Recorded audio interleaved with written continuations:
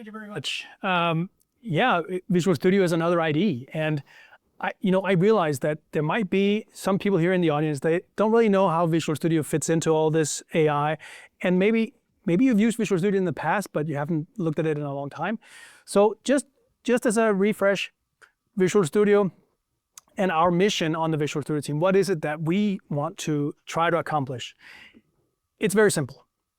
Visual Studio wants to drive success for our users by creating the most lovable experience for professional C# and C++ developers.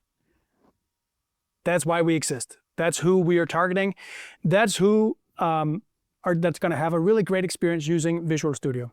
There's another way of looking at this that I kind of prefer a little bit, and that's kind of this more aspirational thing where I would like to move towards some world where all C# and C++ developers are excited to start their day in Visual Studio.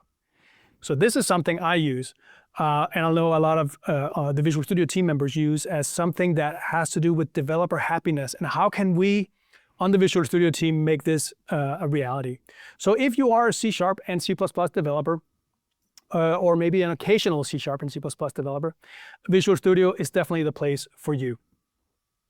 And we just released, exactly 1 month ago today, the first major version of Visual Studio in 4 years, Visual Studio 2026.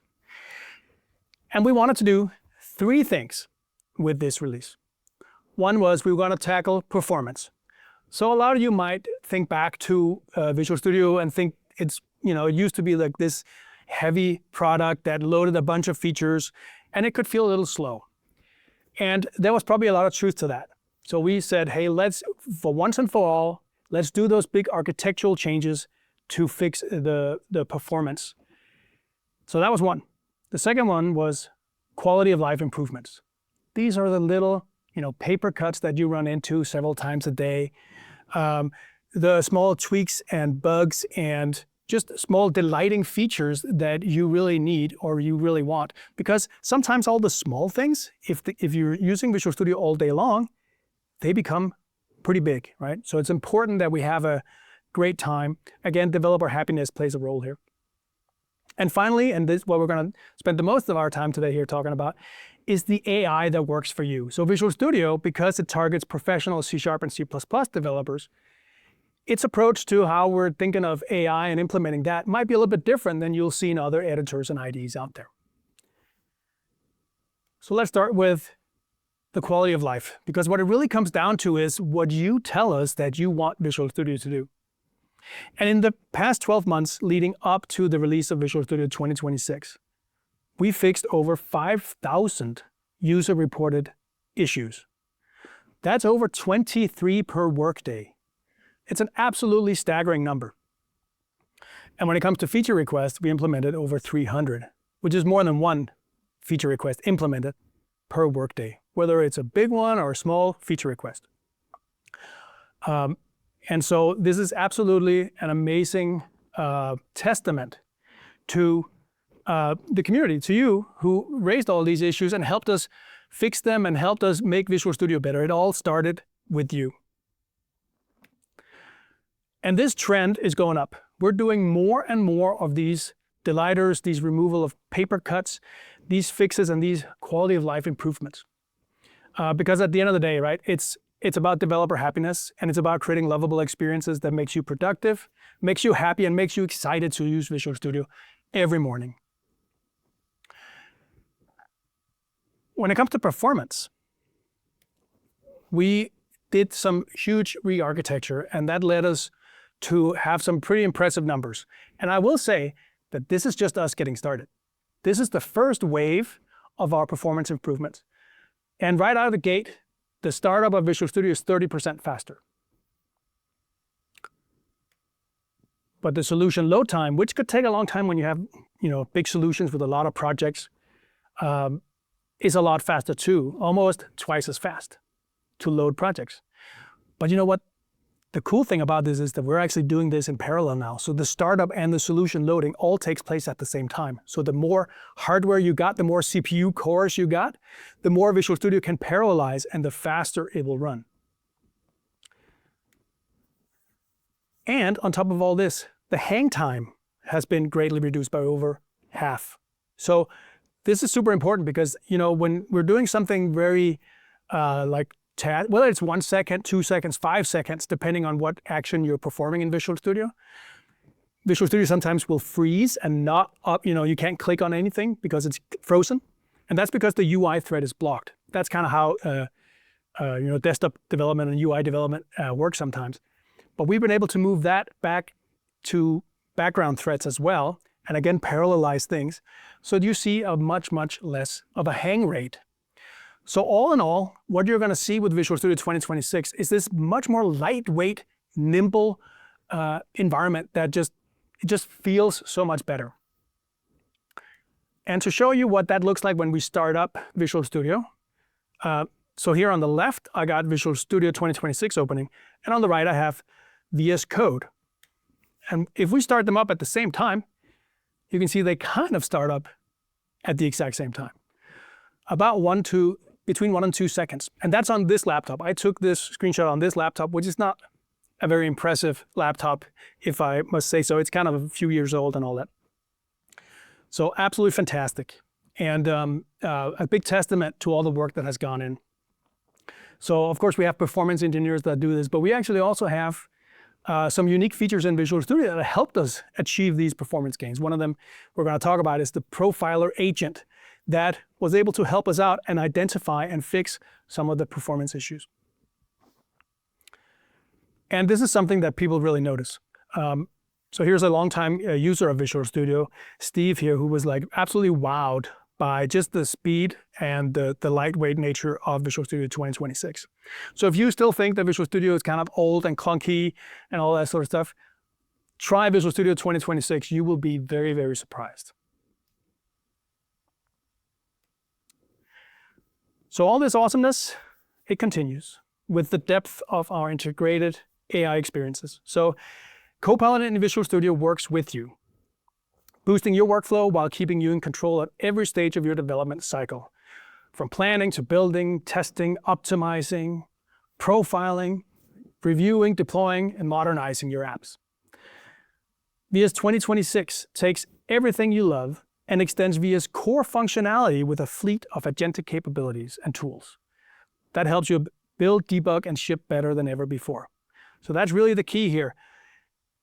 How do we take AI and move into Visual Studio to those things you're already doing and surface them in a very natural way in the IDE? And all these AI-assisted features, they work seamlessly in Visual Studio, enabling developers like Georgie to be more productive and stay focused on higher value work. So let's take a closer look at what that looks like in action. Right from the beginning, VS helps you plan out your work and jump right into coding. Just prompt in chat and you'll get a clear, actionable plan. Here's an example. I want to create a time zone helper app to better understand my coworkers' working hours across different time zones. In agent mode, I prompt chat for help and get back a plan that is created and then executed step by step, keeping me updated as it completes each step successfully. So in the end, it validates my build, and now I have the beginning of an app that would have taken me hours to get started with, with all the basic UI and logic that it planned for. I'm not a big UI person, right? So this is something that's truly helpful, especially to get me started. But building isn't a one-time task. Development is continuous. And Visual Studio meets us where we are, with inline code suggestions in the editor and agent mode always ready to help with larger changes. When it comes to unit testing, we also have a whole range of features.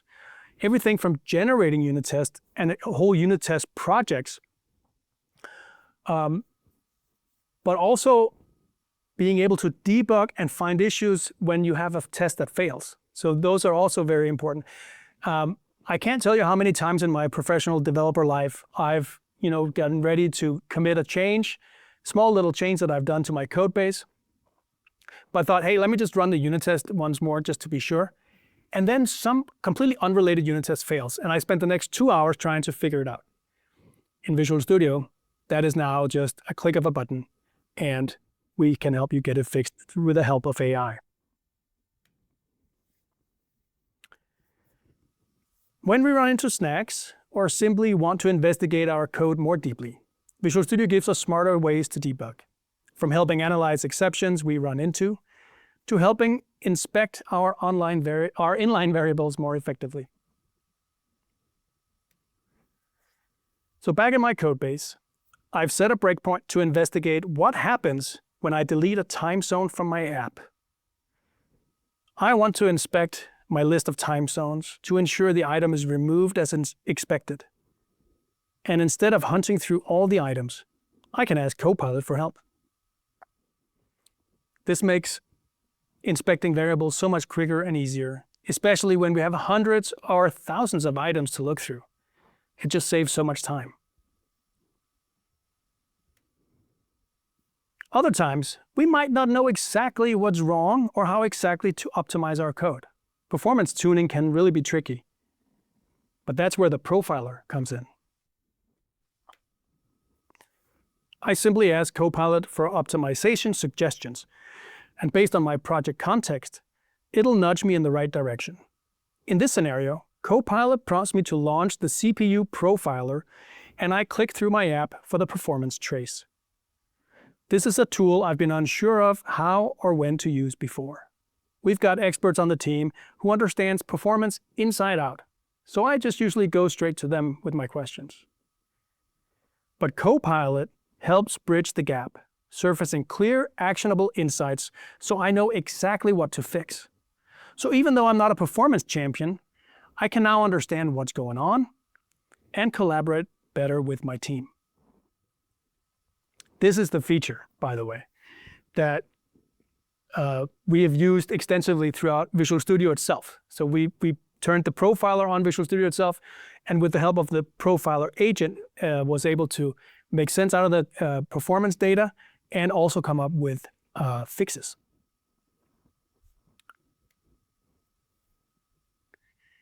So after these optimizations, we're in a pretty good place. So next we can review our code with our coworkers and even with Copilot in our pull requests.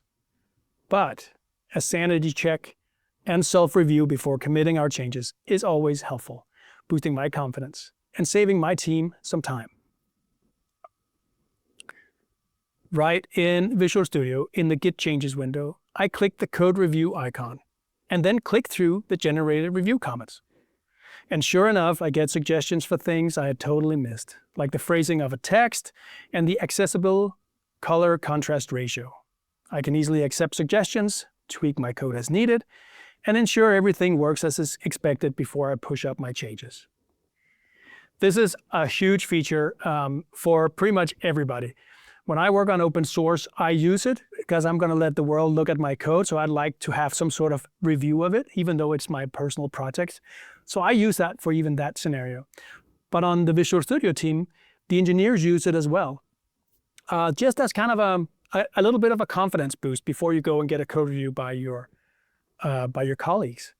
And you'll be surprised at how many things that you'll find that I bet your colleagues, your other code reviewers, will not even find. I think this color contrast ratio is a very great example of things that always slip through the cracks, and we have to fix those type of issues later on.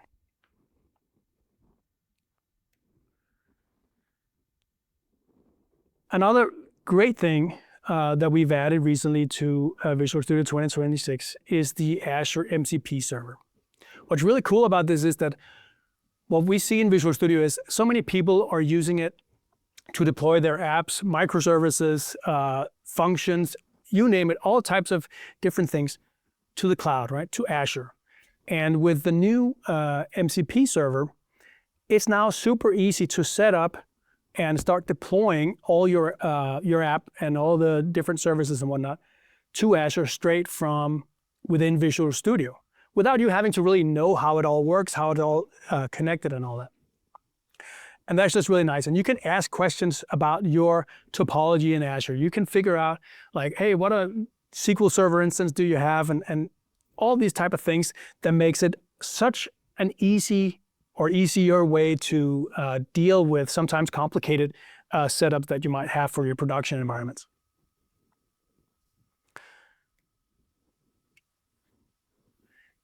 And when the time comes, it'll also seamlessly upgrade your app to the next .NET version, thanks to the new Modernized Agent.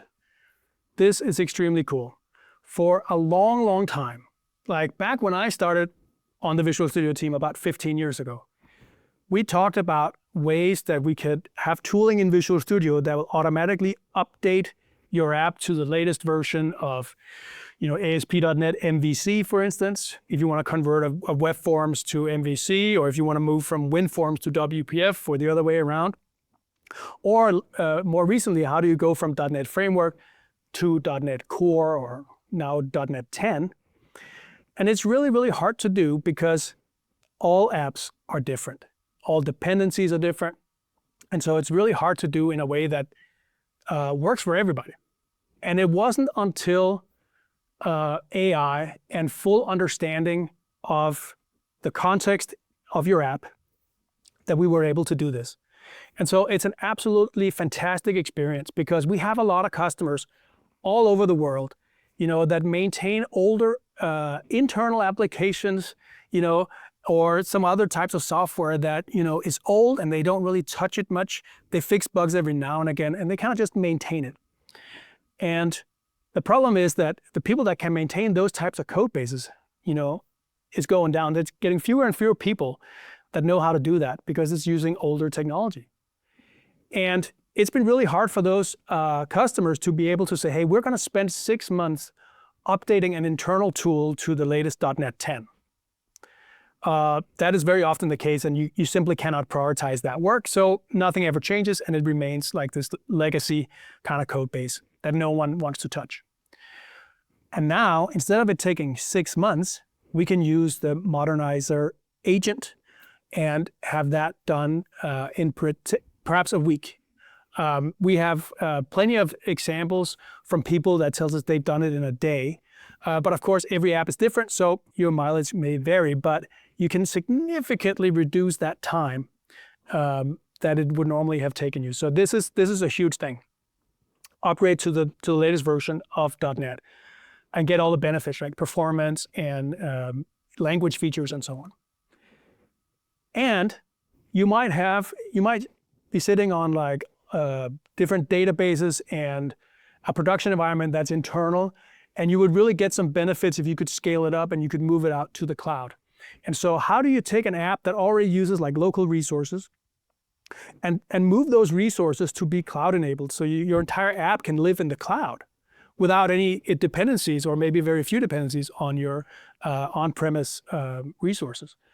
And that modernization is there as well. So it knows how to take certain things and turn into different Azure-friendly or Azure functions, Azure-friendly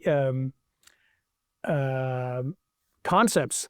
And so rewrite your app to work great on Azure and hopefully save you a bunch of money by doing it in a way that's cost efficient and all that type of stuff, which is not always simple for a regular developer to know, well, what type of instance do I need of different things, and what is the best strategy. So now we have this modernization agent here that can help out with that, and that's really, really fantastic. One of the things we released this week was support for the GitHub coding agent. And we've seen this, of course, today and yesterday here at AI Dev Days, how you go into to GitHub and you can assign any issue to Copilot. And that's fantastic. What we've added support for in Visual Studio is a way for you to do that directly from within Visual Studio. So in the chat, you can do any prompt that you would normally do for the agent to work with you. And you can click a new button that's the cloud agent. You can send it to GitHub saying, hey, this prompt, send it to GitHub to work on this in the background. And what's really nice about this is that I don't have to create the ticket on GitHub.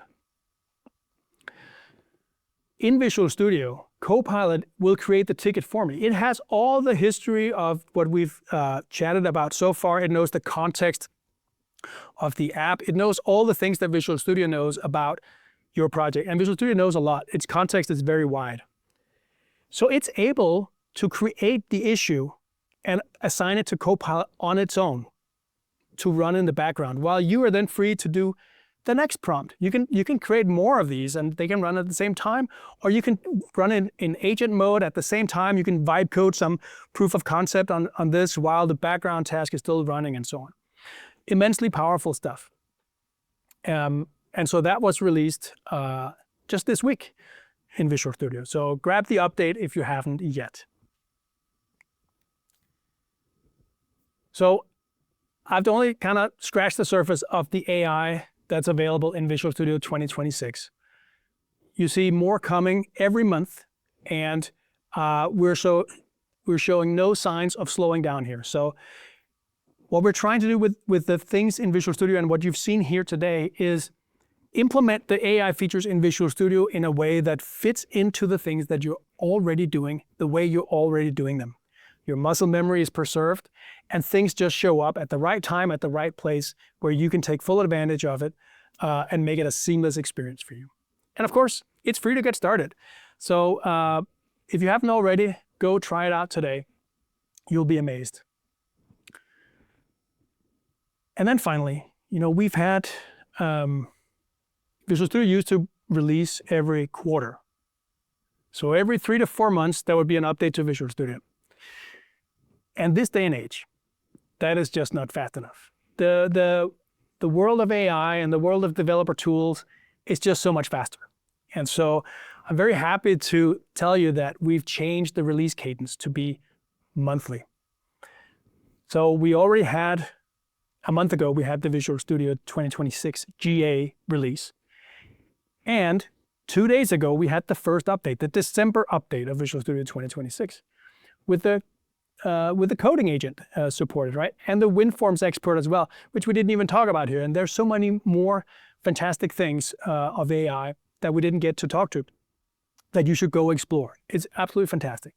And at the same time, we have this Insiders release that runs parallel to our stable channel. So you can get these features much earlier, and you can be on the living edge, and you can test this out and have fun with all the latest and greatest. And I highly recommend, if you're into that type of stuff, that you go give that a go. That's what I do myself, and I absolutely love it. So with that, I hope that you want to consider Visual Studio 2026 and go try out some of the AI stuff. It's really amazing stuff, and it's a great time to be alive, and it's a great time to be a professional C# and C++ developer in Visual Studio.